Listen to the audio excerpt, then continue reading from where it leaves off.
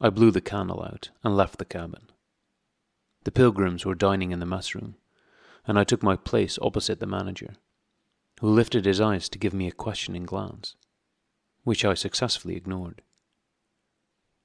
He leaned back, serene, with that peculiar smile of his, sealing the unexpressed depths of his meanness. A continuous shower of small flies streamed upon the lamp, upon the cloth, upon our hands and faces. Suddenly, the manager's boy put his insolent black head in the doorway, and said in a tone of scathing contempt, "Mr. Kurtz, he dead."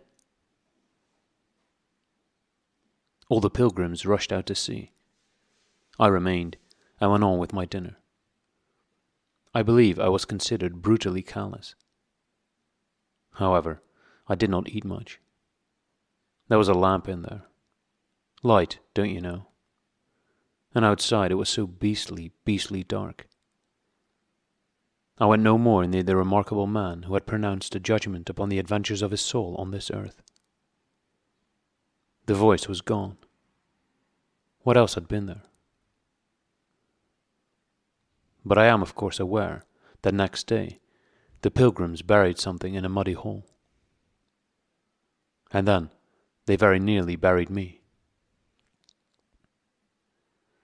However, as you see, I did not go to join Kurtz there and then. I did not.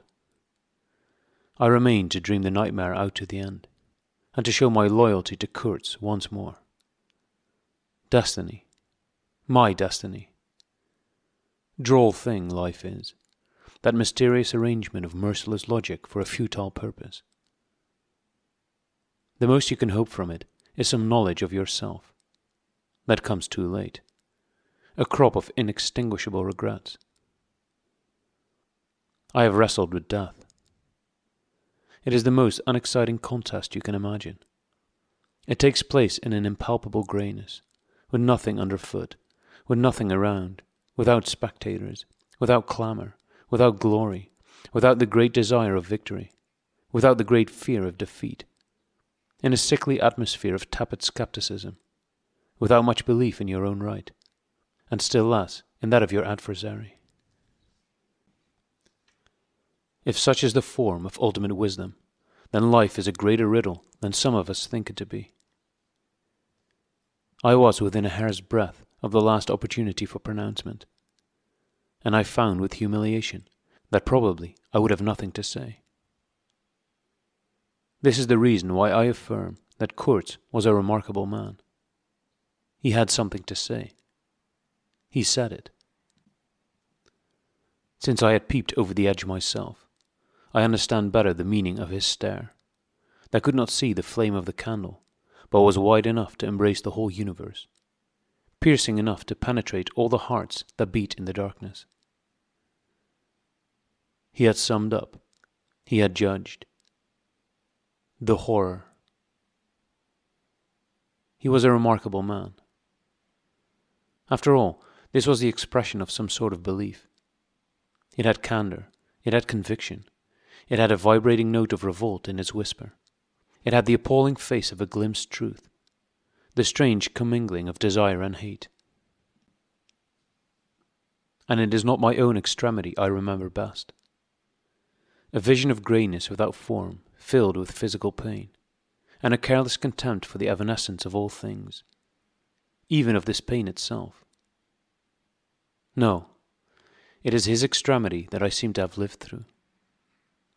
True, he had made that last stride, he had stepped over the edge, while I had been permitted to draw back my hesitating foot.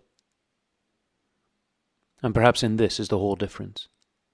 Perhaps all wisdom and all truth and all sincerity are just compressed into that inappreciable moment of time in which we step over the threshold of the invisible.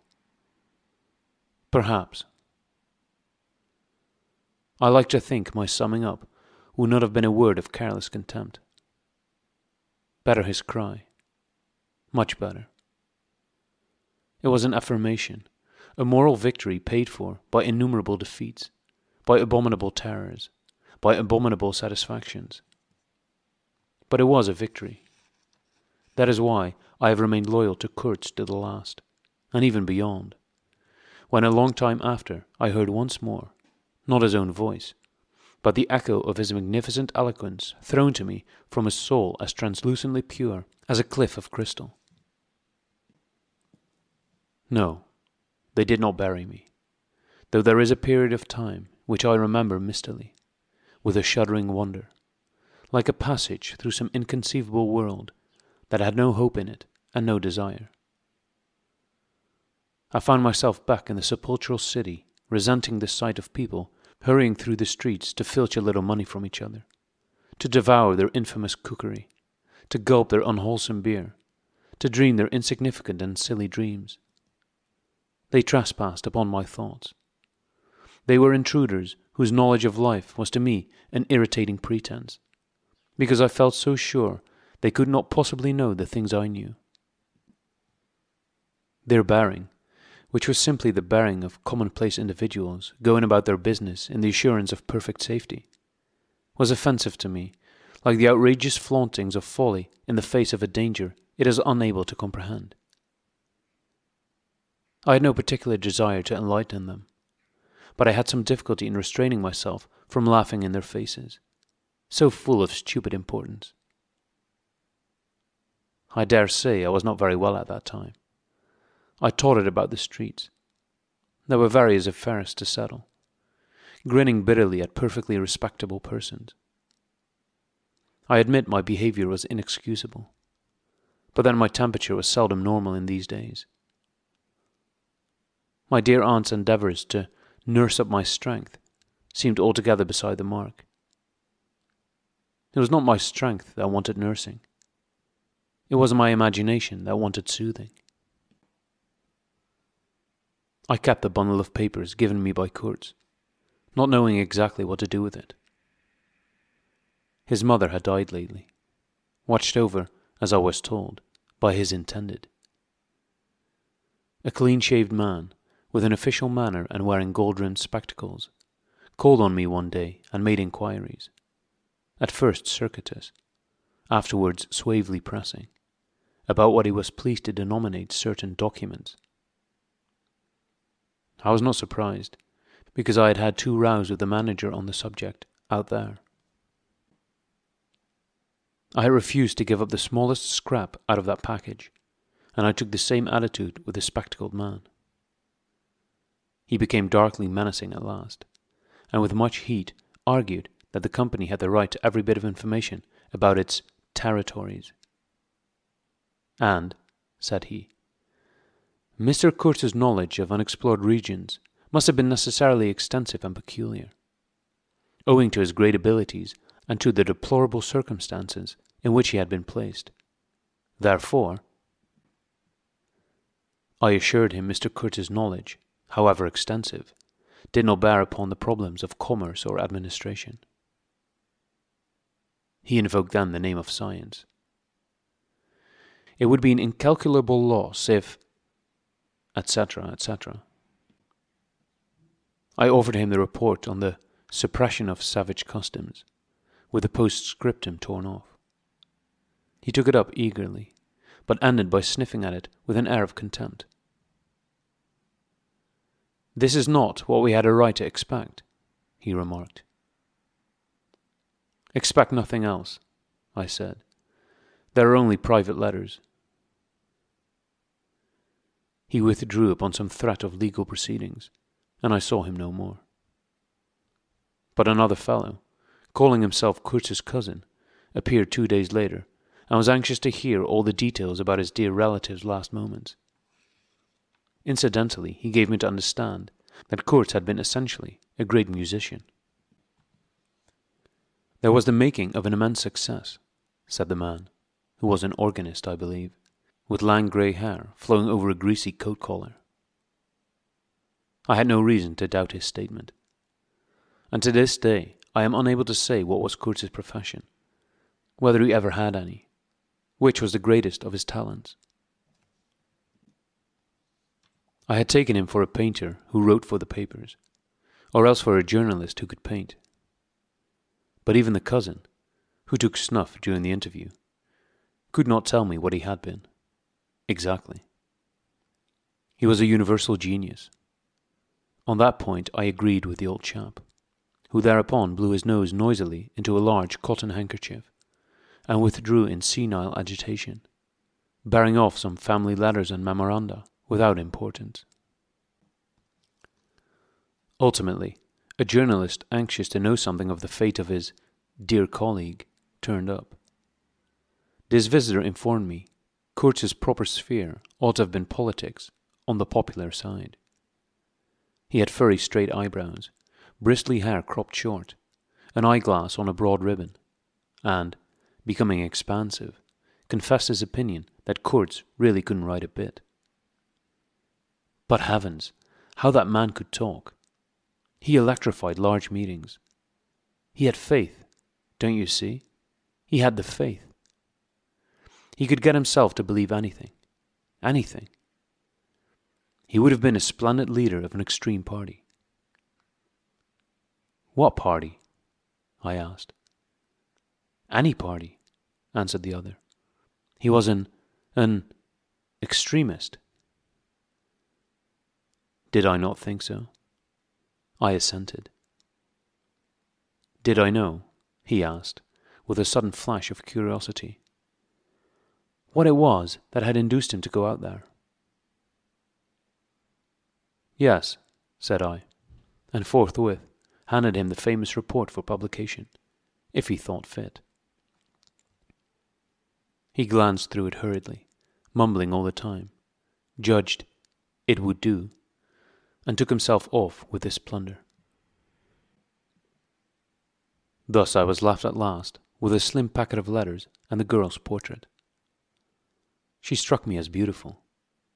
I mean, she had a beautiful expression. I know that the sunlight can be made to lie too, yet one felt that no manipulation of light and pose could have conveyed the delicate shade of truthfulness upon those features. She seemed ready to listen without mental reservation, without suspicion, without a thought for herself. I concluded I would go and give her back her portrait and those letters myself. Curiosity? Yes, and also some other feeling perhaps. All that had been Kurtz's had passed out of my hands. His soul, his body, his station, his plans, his ivory, his career. There remained only his memory and his intended. And I wanted to give that up too to the past, in a way. To surrender personally all that remained of him with me, to that oblivion which is the last word of our common fate. I don't defend myself. I had no clear perception of what it was I really wanted. Perhaps it was an impulse of unconscious loyalty, or the fulfillment of one of these ironic necessities that lurk in the facts of human existence. I don't know. I can't tell. But I went. I thought his memory was like the other memories of the dead that accumulate in every man's life. A vague impress on the brain of shadows that had fallen on it in their swift and final passage.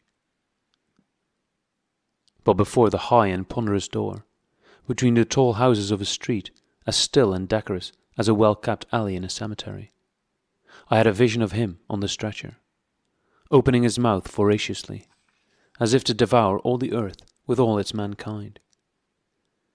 He lived then before me. He lived as much as he had ever lived.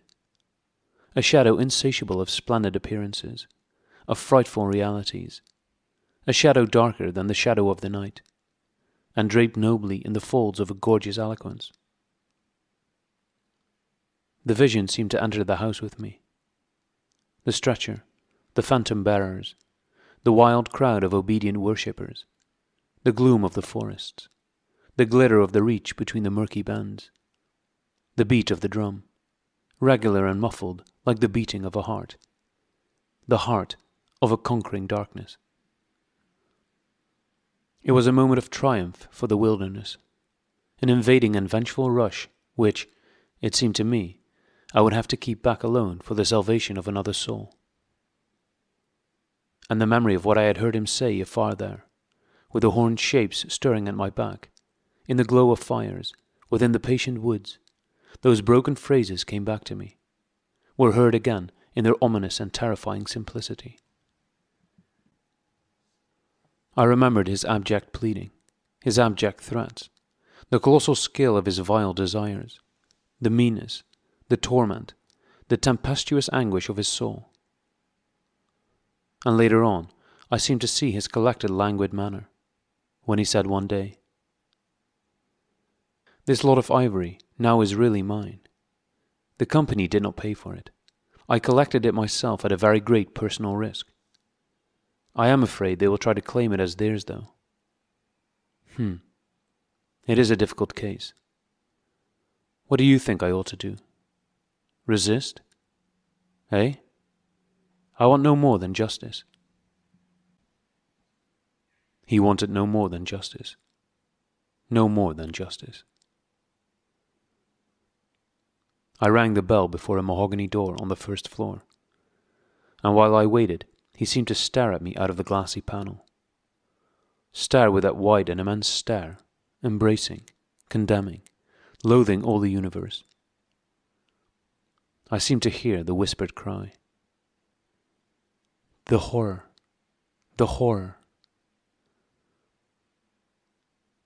The dusk was falling. I had to wait in a lofty drawing room with 3 long windows from floor to ceiling, that were like 3 luminous and bedraped columns. The bent gilt legs and backs of the furniture shone in indistinct curves. The tall marble fireplace had a cold and monumental whiteness. A grand piano stood massively in a corner, with dark gleams on the flat surfaces, like a sombre and polished sarcophagus. A high door opened, closed. I rose. She came forward, all in black, with a pale head, floating towards me in the dusk. She was in mourning. It was more than a year since his death, more than a year since the news came. She seemed as though she would remember and mourn forever. She took both my hands in hers and murmured, "I had heard you were coming." I noticed she was not very young. I mean, not girlish. She had a mature capacity for fidelity, for belief, for suffering. The room seemed to have grown darker, as if all the sad light of the cloudy evening had taken refuge on her forehead. This fair hair, this pale visage, this pure brow, seemed surrounded by an ashy halo from which the dark eyes looked out at me. Their glance was guileless, profound, confident, and trustful. She carried her sorrowful head as though she were proud of that sorrow, as though she would say, I alone know how to mourn for him as he deserves." But while we were still shaking hands, such a look of awful desolation came upon her face, that I perceived she was one of those creatures that are not the playthings of time. For her, he had died only yesterday. And by Jove, the impression was so powerful that for me too he seemed to have died only yesterday. Nay, this very minute. I saw her and him in the same instant of time, his death and her sorrow. I saw her sorrow in the very moment of his death. Do you understand? I saw them together. I heard them together. She had said, with a deep catch of the breath, "I have survived," while my strained ears seemed to hear distinctly, mingled with her tone of despairing regret, the summing up whisper of his eternal condemnation. I asked myself what I was doing there, with a sensation of panic in my heart, as though I had blundered into a place of cruel and absurd mysteries, not fit for a human being to behold. She motioned me to a chair. We sat down. I laid the packet gently on the little table, and she put her hand over it. "You knew him well," she murmured, after a moment of mourning silence. Intimacy grows quick out there, I said. I knew him as well as it is possible for one man to know another. And you admired him, she said. It was impossible to know him and not to admire him, was it? He was a remarkable man, I said, unsteadily. Then before the appealing fixity of her gaze, that seemed to watch for more words on my lips, I went on. It was impossible not to love him, she finished eagerly, silencing me into an appalled dumbness. How true, how true. But when you think that no one knew him so well as I had all his noble confidence. I knew him best. You knew him best, I repeated, and perhaps she did. But with every word spoken, the room was growing darker, and only her forehead, smooth and white, remained illumined by the inextinguishable light of belief and love. You are his friend, she went on. His friend, she repeated, a little louder. You must have been, if he had given you this, and sent you to me. I feel I can speak to you. I know I must speak. I want you who have heard his last words, to know I have been worthy of him. It is not pride. Yes, I am proud to know I understood him better than anyone on earth. He told me so himself.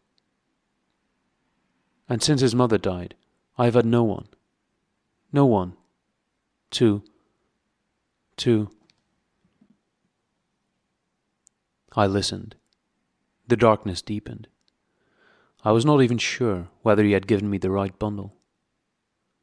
I rather suspect he wanted me to take care of another batch of his papers, which, after his death, I saw the manager examining under the lamp. And the girl talked, easing her pain in the certitude of my sympathy. She talked as thirsty men drink. I had heard that her engagement with Kurtz had been disapproved by her people. He wasn't rich enough or something. And indeed, I don't know whether he had not been a pauper all his life. He had given me some reason to infer that it was his impatience of comparative poverty that drove him out there. Who was not his friend who had heard him speak once? She was saying. He drew men towards him by what was best in them. She looked at me with intensity. It is the gift of the great, she went on, and the sound of her low voice seemed to have the accompaniment of all the other sounds, full of mystery, desolation, and sorrow, I had ever heard. The ripple of the river, the soughing of the trees swayed by the wind, the murmurs of the crowds, the faint ring of incomprehensible words cried from afar, the whisper of a voice speaking from beyond the threshold of an eternal darkness. But you have heard him. You know, she cried. Yes, I know, I said with something like despair in my heart, but bowing my head before the faith that was in her, before that great and saving illusion that shone with an unearthly glow in the darkness, in the triumphant darkness from which I could not have defended her, from which I could not even defend myself.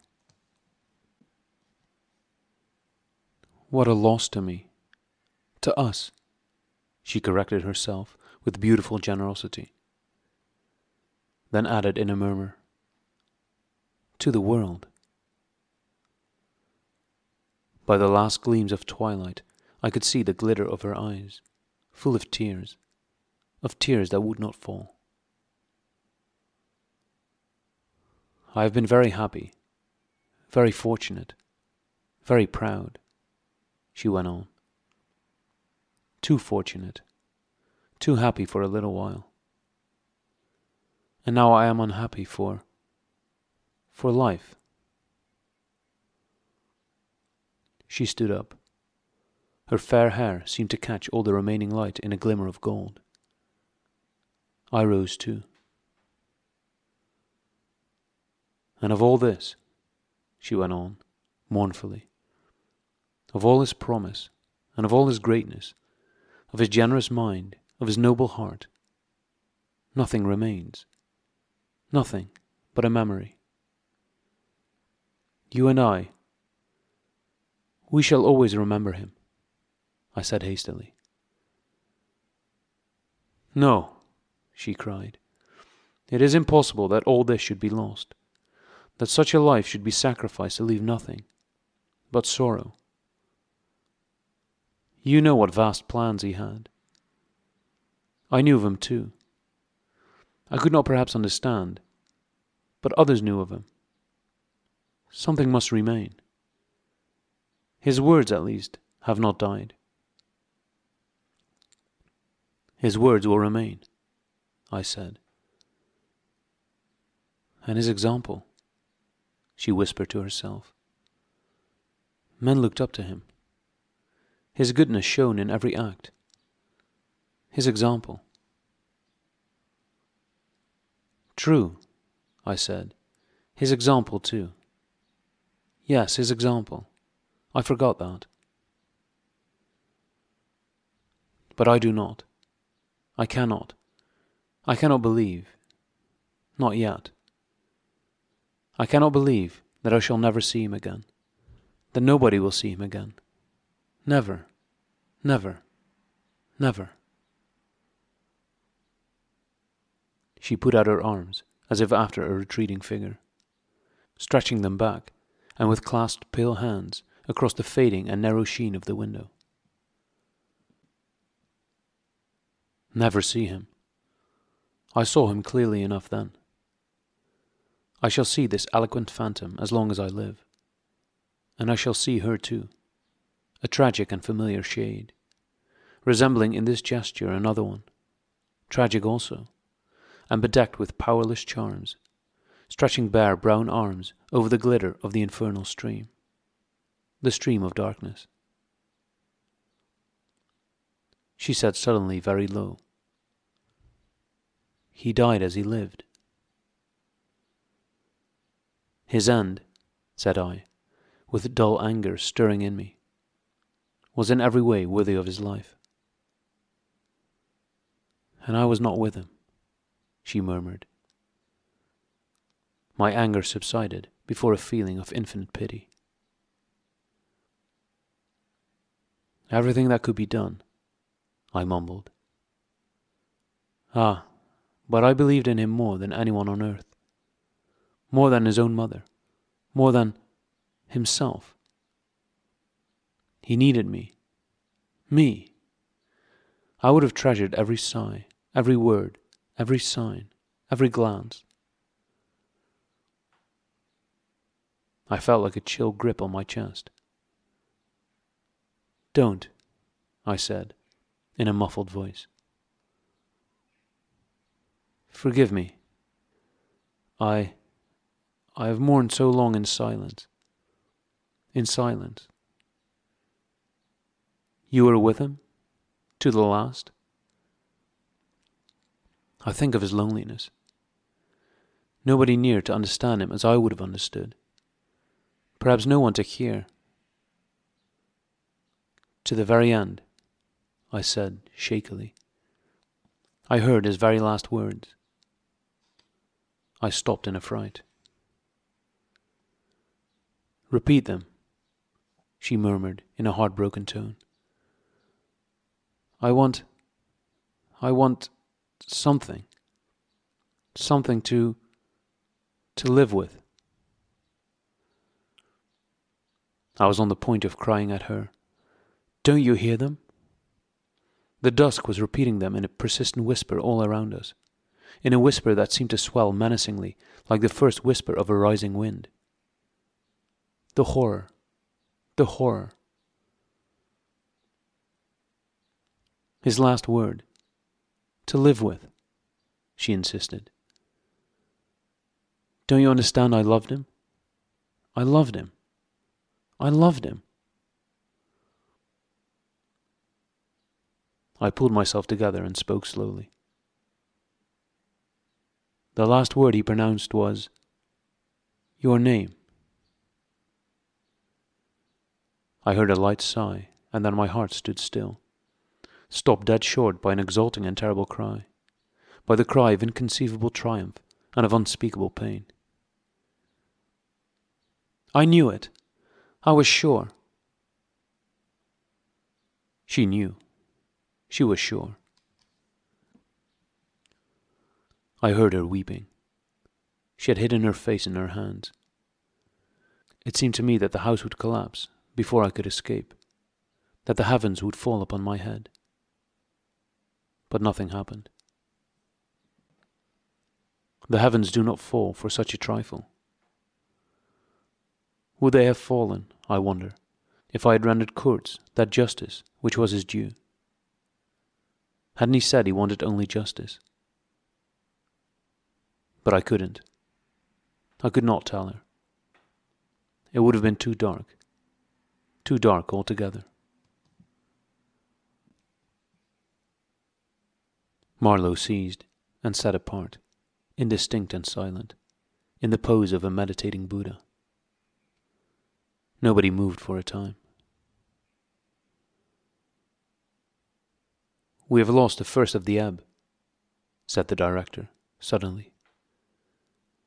I raised my head. The offing was barred by a black bank of clouds, and the tranquil waterway leading to the uttermost ends of the earth flowed sombre under an overcast sky, seemed to lead into the heart of an immense darkness.